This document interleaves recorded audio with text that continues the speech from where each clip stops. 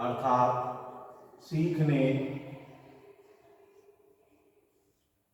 की विशेषता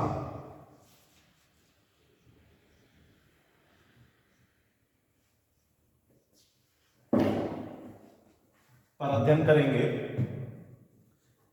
अधिगम सीखना एक प्रक्रिया है। अधिगम हम इसे सीखना भी कह सकते हैं। अधिगम अर्थात सीखना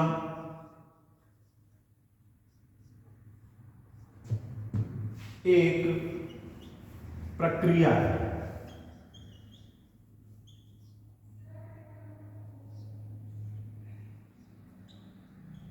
देखिए, जब एक शिशु जन्म लेता है वह अबोध होता है अपने माता पिता से, अपने परिवारीजनों से, अपने संबंधियों से।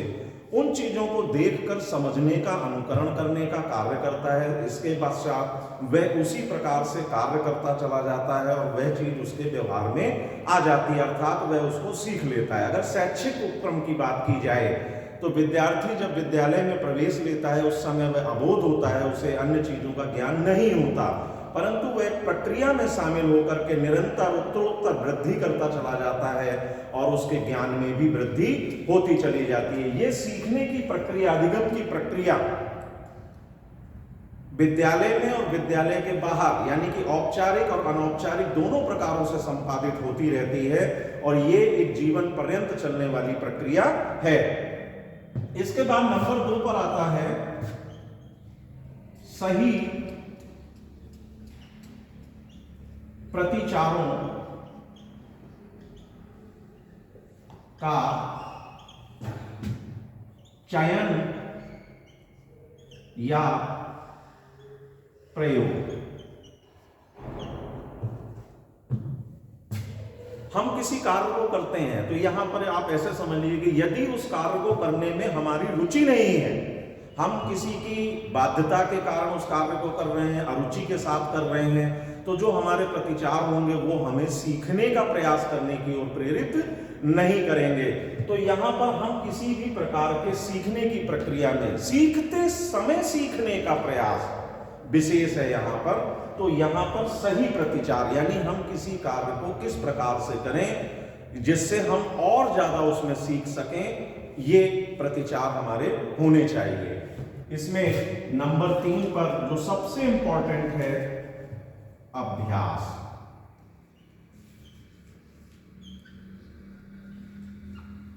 क्योंकि हम जब तक किसी कार्य को निरंतर नहीं करेंगे, हम उसका अभ्यास नहीं करेंगे, उसकी बारीकियां हमें समझ में नहीं आएंगी और उस कार्य को और कितनी सुंदरता से और कितनी गुणवत्ता के साथ हम कर सकते हैं ये भी हमें समझ में नहीं आएगा।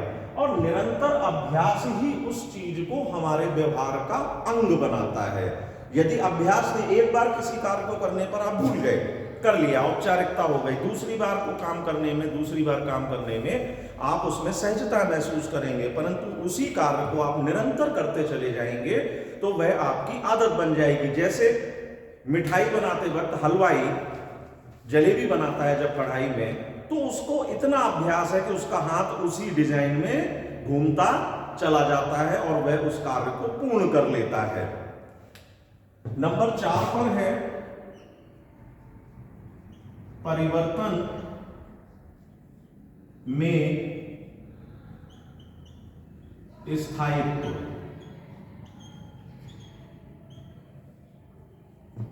यदि किसी कार्य को करने से हमारे व्यवहार में परिवर्तन आया और हमने उस कार्य को समाप्त कर दिया और वह परिवर्तन भी कुछ समय के पश्चात समाप्त हो गया, तो वो हमारे व्यवहार में परिवर्तन स्थायी नहीं हुआ।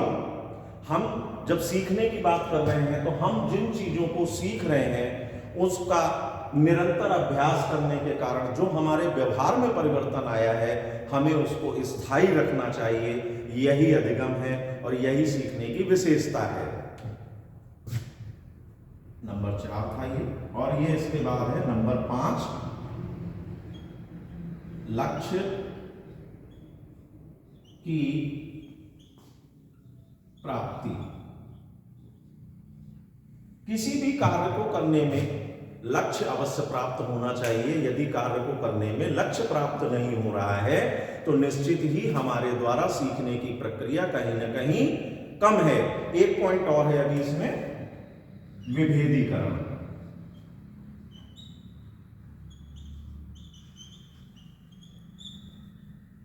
व्यक्ति जब अधिगम सीखने की प्रक्रिया में पूर्ण सक्षम हो जाता है तो वह सही या गलत या किसी चीज की किसी दूसरी चीज से तुलना करना भी सीख जाता है। ये सारे 6 टॉपिक आपके अधिगम सीखने की विशेषता हैं।